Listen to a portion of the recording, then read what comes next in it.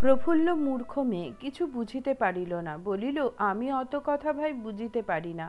তোমার নামটি কি এখনো তো বলিলে না?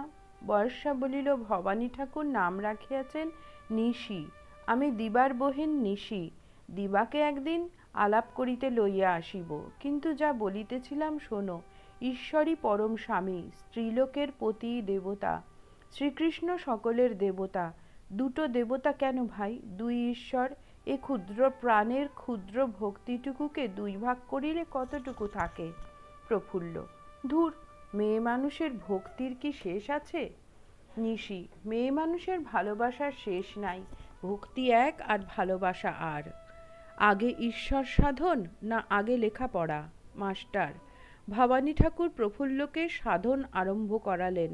প্রথম বৎসর ভবানী ঠাকুর প্রফুল্লের বাড়িতে কোনো পুরুষকে যাইতে দিতেন না, বা তাহাকে বাড়ির বাহিরে কোনো পুরুষের সঙ্গে আলাপ করিতে দিতেন না। দ্বিতীয় বৎসর আলাপ পক্ষে নিষেধ রহিত করিলেন, কিন্তু তাহার বাড়িতে কোনো পুরুষকে যাইতে দিতেন না।